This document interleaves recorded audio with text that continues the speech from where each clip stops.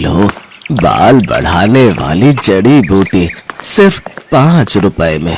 बाल बढ़ाने वाली जड़ी बूटी सिर्फ 5 रुपए में? जरा देखो तो। सुधा को अपने बाल बढ़ाने थे, उसके लिए अब वो कुछ भी कर सकती थी। उसने बूढ़े आदमी से जड़ी बूटी खरीद ली। उस आदमी ने कहा, इस जड़ी बूटी को जोर जोर से पीसना, पीसने से तेल निकलेगा। उस तेल को सोने से पहले अपने बालों पे लगाना। जड़ी बूटी लेकर सुधा घर चली गई। तभी सुधा जड़ी बूटी पीसकर तेल निकालकर और उसे अपने सर पर लगाकर सो गई। और अगले दिन सुबह नींद से उठने के बाद उसने देखा उसके सर पर जितने भी बाल थे वो सब झड़ गए हैं। सुधा ये विश्वास नहीं कर पा रही थी। कहते हैं लड़कियां लंबे बालों में ही अच्छी लगती हैं, लेकिन सुधा के बाल बचपन से ही छोटे थे। उसके बाल बढ़ते ही नहीं थे। ऊपर से वो सांवली भी थी और दूसरी ओर उसकी बहन राधा के लंबे और घने बाल थे और राधा गोरी भी थी। इसीलिए राधा बचपन में हमेशा सुधा को चिढ़ाती थी, तू तो मेरी सगी बहन नहीं है, तुझे तो माँ और पापा रास्ते से उठाकर लाए थे, नहीं तो तू इतनी बदसूरत कैसे है। ये सुनकर सुधा हमेशा रोती थी। माँ पापा देखो ना राधा क्या बोल रही है, माँ पापा देखो ना। राधा और सुधा की माँ शमिता कहती थी, रो क्यों रही है सुधा, राधा ने कुछ गलत तो नहीं कहा, तू बदसूरत है, तेरे सर पर बाल भी नहीं है, मुझे ऐसी बेटी नहीं चाहिए थी। सुधा का पिता भी उससे प्यार नहीं करता था। सुधा को हमेशा हर किसी से नफरत ही मिलती थी। ऐसे ही बड़ी हुई सुधा। हर रोज वो रात को रोती थी और भगवान से प्रार्थना करती थी, हे भगवान कुछ चमत्कार करवा दीजिए, मेरे पैर तक लंबे बाल उगा दीजिए, प्लीज भगवान प्लीज। और इसी तरह सुधा और राधा दोनों जवान हो गए। आज सुधा को लड़के वाले देखने के लिए आने वाले हैं। सुधा आईने के सामने बैठकर तैयार हो रही है। उसके सर पर अभी भी ज्यादा बाल नहीं है। वो आईने में अपने आप को देख ही रही थी कि तभी उसकी माँ आ गई और ताने मारना शुरू कर दिया, यहाँ ऐसे बैठे रहने से कुछ नहीं होगा, जल्दी जल्दी करो, नहीं तो ये लड़का भी हाथ से चला जाएगा। वहां राधा आ गई और बोली, माँ मुझे तो समझ में नहीं आ रहा है कि आप मुझसे पहले इस भूतनी की शादी क्यों करवाना चाहती हो। राधा बेटी, इस भूतनी को तो पहले विदा करना पड़ेगा, नहीं तो बाद में कौन इससे शादी करेगा। एक बार बस ये सर से उतर जाए, उसके बाद मैं तेरे लिए बहुत अमीर और अच्छा लड़का ढूंढ कर लाऊंगी। माँ आप सभी मुझसे इतनी नफरत क्यों करते हो, आखिर मैंने किसी का क्या बिगाड़ा है। तेरे सर पर बाल नहीं है सुधा, तू बदसूरत है बदसूरत, तू मेरी बहन कहलाने के लायक नहीं है। थू। सुधा रोने लगी। वो पूरी जिंदगी रोती ही आई है। अविनाश नाम का लड़का सुधा को देखने के लिए आया। शमिता के कहने पर राधा अपने कमरे में ही बैठी हुई थी, क्योंकि शमिता ने उससे कहा था, बेटी तू कमरे के अंदर ही रहना, नहीं तो लड़के वाले सुधा से रिश्ता नहीं जोड़ेंगे। खैर अविनाश के साथ सुधा का रिश्ता तय हो गया, लेकिन उसके लिए बहुत ज्यादा दहेज देना पड़ा। उस बात को लेकर भी शमिता सुधा को ताने मारने लगी। सुधा मन ही मन सोचने लगी, अपने घर में तो मुझे शांति नहीं मिली, शायद ससुराल में जाकर मैं खुश रहूंगी। सुधा की शादी हो गई और शादी वाले दिन ही अविनाश ने राधा को पहली बार देखा और देखते ही उसके प्यार में पड़ गया। यार मैंने इसे पहले क्यों नहीं देखा, कितनी गोरी है ये, कितने लंबे बाल हैं इसके, इससे पहले मिल लेता तो मुझे इस भूतनी से शादी नहीं करनी पड़ती। लेकिन अब कुछ नहीं हो सकता था। सुधा अविनाश के साथ ससुराल चली गई और ससुराल पहुंचते ही सुधा की सास विमला ने सुधा को 1000 काम थमा दिए। रसोई जाओ और सारे बर्तन मांजो, उसके बाद खाना बनाओ और उसके बाद पूरा घर साफ करो। मत भूलना कि तुम्हें इस घर की बहू सिर्फ और सिर्फ काम करवाने के लिए ही बनाया गया है। ठीक है माँ जी, नहीं भूलूंगी। सुधा बिना थके काम करने लगी। उसकी सास और उसका पति उसके छोटे छोटे बालों को लेकर मजाक उड़ाने लगे।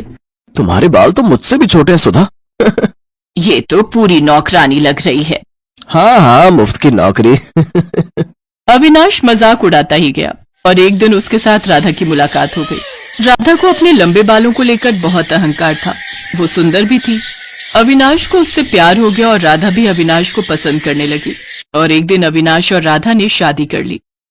राधा अविनाश के घर चली आई। ये देखकर सुधा को जैसे सदमा लग गया। राधा, राधा तू मेरे साथ ऐसा कैसे कर सकती है? तूने मेरे पति से शादी कर ली। चुप रह, समझी ना? अविनाश तो तुझसे प्यार भी नहीं करता है, वो सिर्फ मुझसे प्यार करता है। हाँ हाँ, ऐसे बिना बाल की औरत से कौन प्यार करेगा?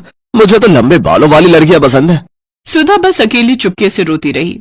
अगले दिन वो बाजार गई और देखा एक बूढ़ा आदमी जड़ी बूटी बेच रहे हैं। जड़ी बूटी ले लो, बाल बढ़ाने वाली जड़ी बूटी सिर्फ 5 रुपए में। बाल बढ़ाने वाली जड़ी बूटी सिर्फ 5 रुपए में? जरा देखो तो। सुधा को अपने बाल बढ़ाने थे, उसके लिए अब वो कुछ भी कर सकती थी। उसने बूढ़े आदमी से जड़ी बूटी खरीद ली। उस आदमी ने कहा। इस जड़ी बूटी को जोर जोर से पीसना, पीसने से तेल निकलेगा। उस तेल को सोने से पहले अपने बालों पे लगाना। जड़ी बूटी लेकर सुधा घर चली गई। रात को सभी सो गए और तभी सुधा ने जड़ी बूटी पीसकर तेल निकाला और उसे अपने सिर पर लगाकर सो गई। और अगले दिन सुबह नींद से उठने के बाद उसने देखा उसके सर पर जितने भी बाल थे वो सब झड़ गए हैं। सुधा को जोर से रोना आ गया। ये क्या हो गया, मेरे सारे बाल झड़ गए, अब मैं क्या करूं? सुधा जोर जोर से रोने लगी और उसे इस हालत में अविनाश, विमला और राधा ने देख लिया। ये क्या, तू पूरी तरह से गंजी हो गई? छी, मैं देख नहीं पा रहा हूं तुम्हारी तरफ, मुझे उल्टी आ रही है। सुधा, तुम निकलो यहाँ से, यहाँ तुम्हारी कोई जरूरत नहीं है। तुम इस घर में रहोगी तो इस घर का नाम बदनाम होगा। सभी ने मिलकर सुधा को घर से निकाल दिया। सुधा रोती हुई एक जंगल में चली गई। जंगल में वो एक पेड़ के नीचे बैठकर रोने लगी। उसी पेड़ पर एक पंछी रहती थी। उसने सुधा को रोते हुए देखकर कहा, तुम रो क्यों रही हो? सुधा ने उस पंछी को सब कुछ बताया। रो मत, ज्यादातर इंसान बुरे होते हैं, इसीलिए तो हम जंगल में रहते हैं। इस जंगल में सब कुछ है, बड़े से बड़ी बीमारी का इलाज है यहाँ। एक फल है, उसका रस निकालकर सर पर लगाने से बाल बड़े हो सकते हैं। सच? कहाँ मिलेगा मुझे वो फल? मैं लाती हूँ। उस पंछी ने कुछ ही देर में सुधा को फल ला कर दिया। उस फल का रस निकालकर सुधा ने सर पर लगाया और उसके बाल उगने लगे। उसके बाल सर से पैर तक आ गए, काले लंबे घने बाल, ठीक जैसा सुधा चाहती थी। सुधा ने पंछी से कहा, अच्छी पंछी, तुम्हारा बहुत बहुत धन्यवाद। मैं इस फल का रस लड़कियों को बेचना चाहती हूँ, उन लड़कियों को जिनके बाल नहीं उगते, ताकि उन्हें भी मेरी तरह परेशानियों का सामना न करना पड़े। सुधा जंगल से निकलकर फल का रस बेचने लगी और एक दिन उसे अविनाश और राधा ने देख लिया। तुम सुधा हो ना? हाँ, क्यों? अरे वाह, तुम्हारे इतने लंबे बाल कैसे हो गए? इस फल का रस निकालकर सर पर लगाने से। तुम बहुत खूबसूरत लग रही हो। क्या तुम मेरे साथ घर आना चाहोगी? ये सब देख और सुनकर राधा को जलन हो रही थी। उसने फल का रस लिया और पूरी बोतल अपने सर पर डाल ली, लेकिन उससे असर उल्टा हो गया। उसके सारे बाल झड़ गए और वो गंजी हो गई। ये क्या हुआ मेरे साथ? मैं गंजी हो गई। बहुत अच्छा हुआ, यही लालच का नतीजा है। बचपन से आज तक तूने मुझे चैन से जीने नहीं दिया, अब देख कैसा लगता है। और हाँ विनाश, मैं फालतू लोगों के साथ नहीं रहना चाहती, तुम रहो अपनी पत्नी के साथ। राधा का अहंकार मिट्टी में मिल गया। अविनाश को भी गंजी राधा के साथ ही रहना पड़ा और फल का रस बेचकर सुधा बहुत अमीर बन गई। चारों तरफ उसके बाल के चर्चे होने लगे और वो खुशी खुशी जिंदगी बिताने लगी।